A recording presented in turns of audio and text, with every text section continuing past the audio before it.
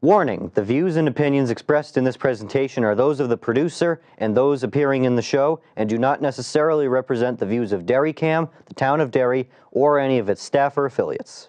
Yeah, hopefully we can send a good message to the school board and the rest of the people in Derry and the rest of the people in the state of New Hampshire. So, we'll see. I'm Anthony Henry. This has been America's Ass. Thank you for watching. Hi, I'm Anthony Henry. Welcome back to America's Ass. We're on episode 34. It was good weather last week. It was 60 degrees on Saturday. Now it is not 60 degrees, so that's kind of funny. It's my first show as 16 years old, so happy for that. Driver's ed starts next month, so I won't have to walk here anymore. That'll be fun. But anyway, we're doing another local politics episode because, frankly, local politics is much more exciting than state or federal, in my opinion. Much more personality, much more things you can connect with, much more personally involved, just the best. So I'm here with a local politician. Shawn Faber is running for Londonderry Town Council, so please take a minute to introduce yourself. So I'm Shawn Faber. I'm running for Town Council for Londonderry. This is actually my second year running. It's interesting to hear myself referred to as a local politician. I really have taken the last year to get involved with the community deeper. Last year I just first decided to run in January and kind of came from out of nowhere, and I've been really actively involved in the town. Looking at things like the Lions Hall, getting out in front of the community and just hearing what people have to say, what they want to do. And it's just been a great experience getting deeply involved in the town. So I guess, yeah, you could consider me a local politician now. Yeah, I guess. So typically when I have someone from another town talk about local politics, the first thing we tend to do is the differences between the structure of the government. So what's the Londonderry Town Council like? I'll start with that. I mean, there's 5 members. They're elected every 3 years. It's staggered, so you have 2, 2, and 1. We have a town manager, which is employed by the town council. So they are, it's not like, you could say it's like a mayor, but it's not like a mayor because you don't elect them. They're just in charge. Yeah, so Derry's kind of similar. It's 7, but much like Londonderry, it's staggered. So this year, the same election year as you, it's going to be 2. Next year it'll be 3. The year after, 2. I'm sure our school boards are probably the same, 5, and we have 7. Yep. Londonderry's town council doesn't have districts, though. They're all at large. Yes. Right. We have 4 districts and 3 at large. So, and what about some of the people on the town council? So, I mean, we have Ron Dunn, who does double duty as a state rep and town councilman. I often say I don't know how he gets time to do all of that stuff with all the work up in Concord, but he does a good job in keeping on top of both of them. We have Ted Combs, who just got elected last year. He's also a returning councilman, so he's been there before. We have Chad Franz, who got elected 2 years ago, so he'll be coming up next year, as well as the chairman, John Farrell, who will be coming up next year. He's been there in there a while. And then Jim Butler, who I'll be running against this year, who has been in there about 12 years, I believe. All right, so I guess we'll start getting into some of the issues. I know one thing that's been going on in Londonderry, and I've seen a lot of posts about it, but I haven't really dug into it much. So the Lions Hall thing, we'll start with that. What's the basic rundown, and then from there we'll start breaking things down. The Lions Hall, as it's colloquially called, or Reverend Morrison's Meeting House, is an old building that's been in town. It's been there. It's one of the few historical buildings that we actually have in town that really ties us back to all the things that came before. So with that, it's been used, and the reason it's called the Lions Hall is it's been used by the Lions organization for several years. And then there got to be a point where there were some issues with the floor and they couldn't use it anymore. So they ended up having to close it to the public. And now we're at the point where, what do we do with this building? It's a town-owned building. The Lions are no longer in there. And it's going to take some money to fix. And money isn't, we've got a lot of spending on the ballot already. So to put something like this on there, I was just curious what to do with it. I didn't know how passionate people were about the town, or about the building in town. So I actually staged a listening session at the library. I do those periodically. I call them community conversations. I just want to hear from the people of the town, because I think being in local government, that's the most important thing. What does the town think? And this is such an important thing. We can't make that decision without it. So we had a great turnout at the library. It was great. All people came. And the one thing I really took away from that overwhelmingly is no one wanted this building just torn down and got rid of. This building holds a special place in the hearts of people in Londonderry. And we just went over options of what to do, how to really, do we just keep it up just enough to get us to next year? Can we do that? What are some of the things wrong with it? What are some of the possible uses for it? So it was really a good conversation. The town liked that listening session actually so much that they did their own listening session, had a public session on Saturday where people came in even further expressing what they want to do with the Lions Hall. There were some proposals drawn up. I think we started off with, the first one was around $3 million on what to do with the Lions Hall. They presented that in front of the town council. People had feedback on that. They had an open house, which was great. We got to go take a look upstairs, look at some of the original ceilings, look at some of the electrical work, look in the attic. Got to see all around the building. That was really a great thing for the town to do. And then after that, they had a warrant article to put it on the ballot. And the town council, to their credit, decided that in reality, we just weren't ready. The proposal had been, at that point, whittled down to about $500,000. People are asking questions, what is this money for? Is this just to do a study? There were different opinions on what that should be used for, and with all the other spending on the ballot, the town council actually put that off to the side. So it's something that's going to come up next year, and if I'm elected to town council, it's something that I'm going to have a hand in, and I'm very happy to. So from what I've gathered, it's preserving history. Yeah. Yeah. The people just want to preserve history and make sure that this building dating back to how long, did you say? Oh, that I couldn't tell you exactly. It's from the 1800s. Okay, so it's old. Yeah, yeah. Derry has a few buildings like that, I guess. Robert Frost Farm would probably be one of them. The libraries, you could say they're old. Taylor Library specifically.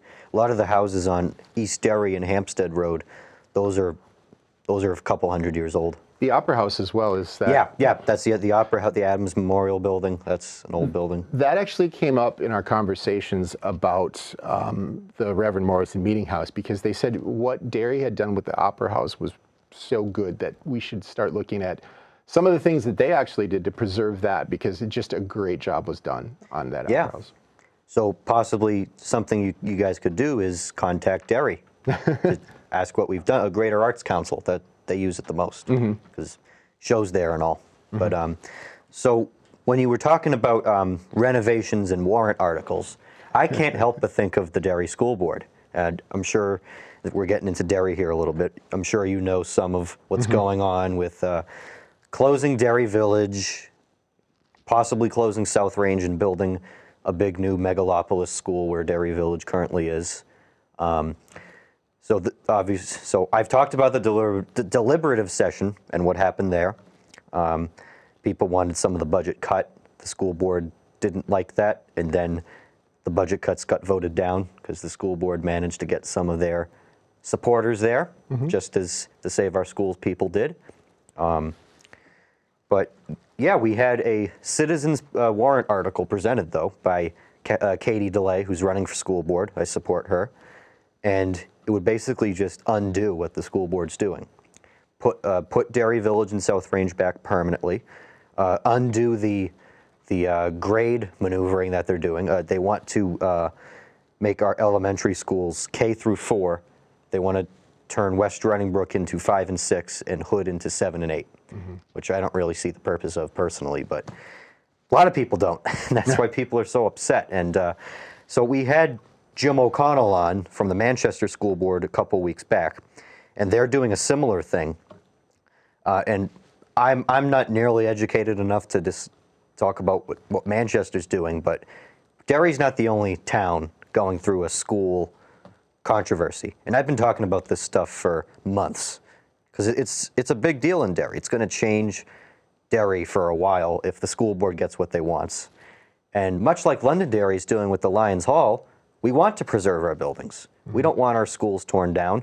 South Range School, where I went, it's currently slated, if the school board gets what they want with their warrant articles, to be torn down in 2026, maybe 2027, I forget exactly, but it's going to go. That's over 50 years old, so is Derry Village, and the school board has just not adequately looked into alternatives to saving the schools. And then they blame everything on the state reps for not getting enough money. So that was a lot, but thoughts are welcome. It's one of those things where it's hard for me. Schools are a complicated thing because there's a lot of specifics to it. There's a lot of details in the numbers. You have to really look into enrollment, what makes sense for the taxpayers, what makes sense for the students. It's not, and it's that balance, because some people just think, well, we've got so much money we've got to spend, and we've got to save here and save, all these different places. But at the other hand, you've got to provide a quality education to the kids. So how do you balance those two things where you're doing it in an efficient manner, but you're still doing the right educational opportunities for the people of your district?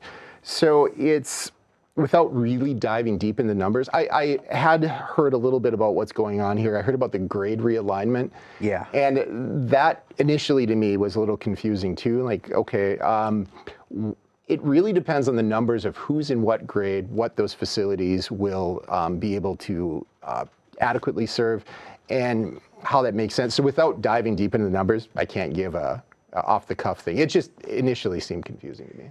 Yeah, but what really ticks me and a lot of people off is not only the school board not agreeing with the people, but not agreeing in a mean way. Obviously, we've talked about what some members of the board have done, but every meeting they're just hammering and hammering and hammering about them getting what they want. And I'm sure if this fails, which is it's probably going to fail, they need 60% to get this new school in, which I highly doubt they'll get, especially because of how divided it is. But they're just going to present it next year. They're going to ram it down our throats every year until they get what they want, like an annoying sibling. And they're just going to keep going, and it's probably going to cost more every time they do it. And it's going to raise taxes if this gets in. It's going to raise by like $1 or something. A lot. And that's the biggest shame when it comes to these local meetings, when you get a school board and a town council, and without really watching the meetings, I can't speak to individuals in those meetings, but when they're not listening to the people, when you're like, here's our plan and you're going to like it, or here's our 10-phase plan and we already know phase 1 through 7 is going to pass. I hear a lot from people when they go to these meetings. They feel like everything's a done deal. You are there for the show, and they're not really there to listen to the public and hear what they have to say. That's one of the things I like about both Londonderry and Derry's style of government. You get to vote on these things on a warrant article on the ballot, and regardless of what they think or how they treat you, the citizens do get to decide.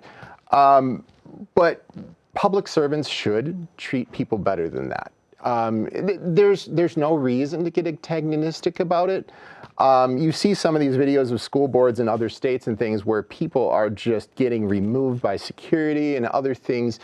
And it's like, we can be better than that here. We can treat people with respect.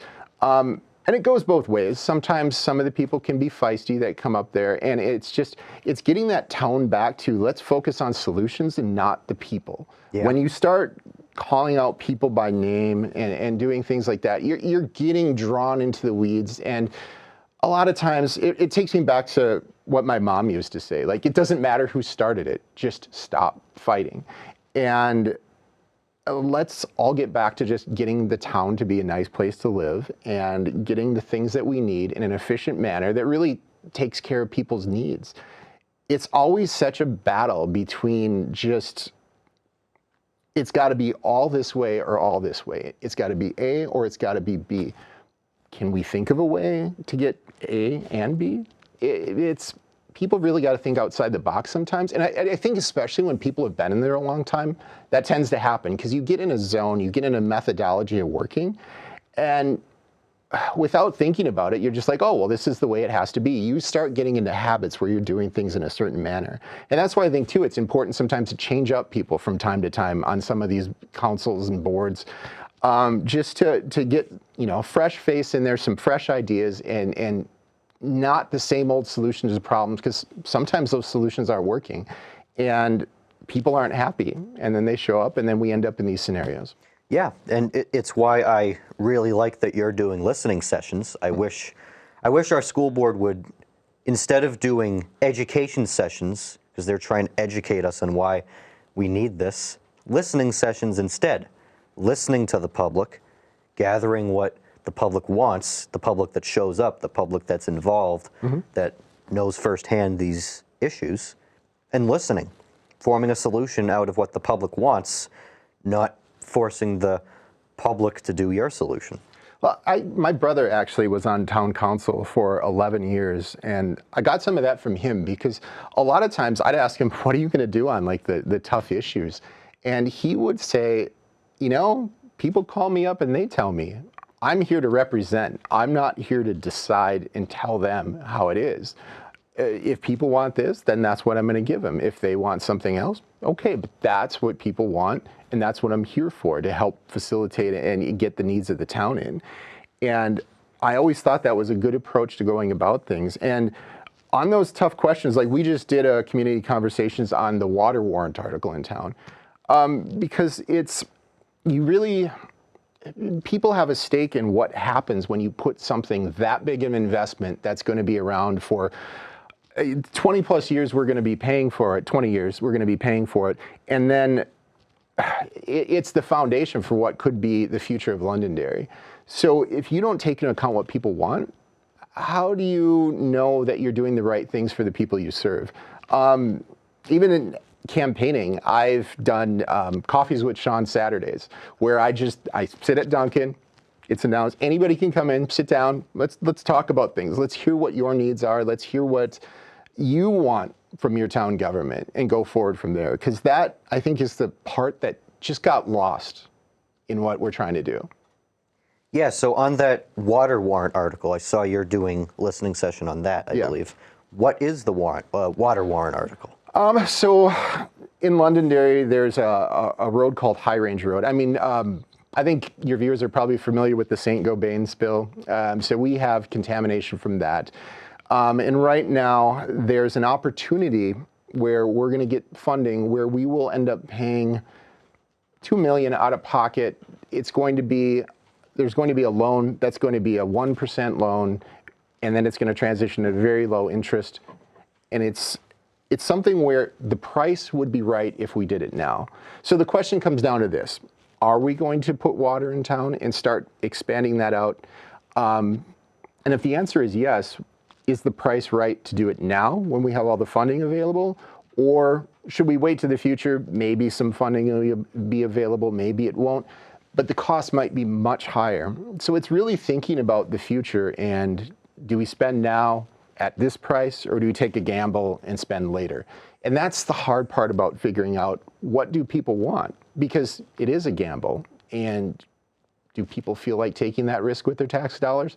Just making that decision off the cuff without hearing from people is something you shouldn't be doing. Yeah, and like I said, that's why I greatly commend your listening sessions.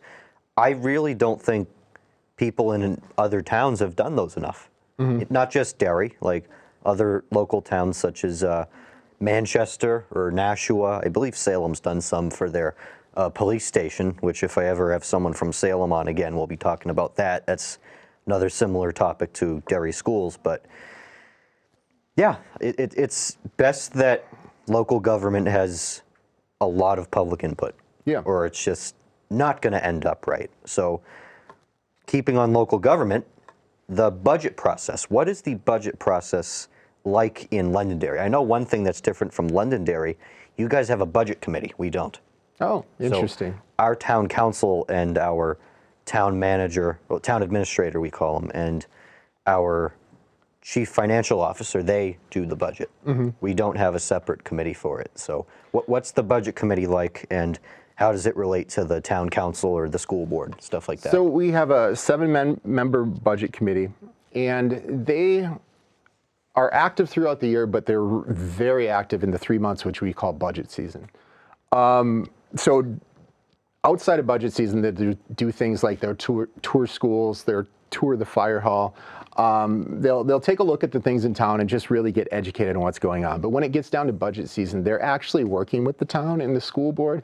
They're talking over warrant articles. They're working with language. I noticed in watching some of the sessions this year, that was one of the important things where they wanted to clear it up for the voters, because sometimes some of this language, you look at it on the ballot and you're like, what does this mean? Or is there going to be impact? I know on the school warrant article, there was discussion over, they were just going to put the 1-year cost, but the cost varies year over year.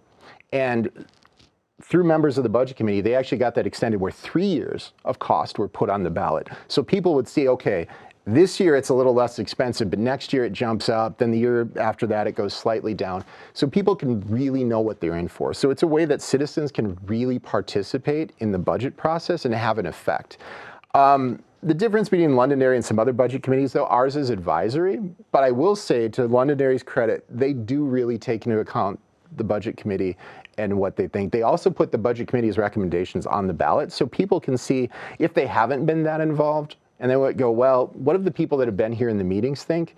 They've got a recommendation along with the town council's recommendation on the ballot. Yeah, so our town council, like I said, they kind of do the budget, but the town administrator will present the budget to the council, just so they can see it. They've already been working on it, but so they can see the final product. And then they spend like a bunch of meetings going over the separate components of it. So they'll do a special meeting for public works, a special meeting for fire and police, a special meeting for, I guess, the administrative departments like finance and planning and things like that. So it's a little different. One of my LIAC co-members, Luke Veneri, he's running for Londonderry Budget Committee. He's running for 1-year term. So any Londonderry viewers, I support him. He's really cool. I've done a lot of good things with him. He's on the Nikki Haley campaign. I'm not personally a Haley person, but he's done a lot of really interesting stuff with them. So it's been really fun to watch him do that. The one thing I liked about seeing him put his name in is a lot of times we hear young people aren't involved enough in government. Like I've heard of what you've done up at the Capitol. And it's just great to hear people involved, knowing what's going on, knowing how government works, because it's so important to what really goes on in the town. A lot of times people are like, well, it should work this way. But you got to know steps 3 through 4 to really understand why it ends up a certain way. And more young people should get involved in government. More young people should throw their name in there and not be afraid, not be intimidated by the system, because it's not as hard as you'd think. Yeah. I actually spend time going around talking to people too, trying to get them more involved and helping them through those hurdles that, you know, they think, well, I would be really good at that, but it's probably really hard and you've got to have all this money and you've got to do all these things. And it's not as difficult as you'd think. New Hampshire is a great state for letting its citizens participate. I completely agree. You look at our state legislature with 400 people in the House. I mean, we've got one of the best representation of any state to its people. So you really have a great way to get in touch with your state legislators. So it's something I think a lot more young people should get involved with. Yep. And like I tell a lot of people, it's like you said, it's super easy. You just got to dive in. Yeah. Just go in and try to learn as much as possible. And it's just like you said it perfectly. It's easy to get involved and anyone can do it, really. Anyone. So with the few minutes we have left, is there any other hot topics on the council that you'll be looking at when you're elected? I mean, thinking about it, the big thing is getting a water plan, because if this warrant article passes, that's just phase 1. It's what do we do after that? How do we structure things in such a way that serve the town?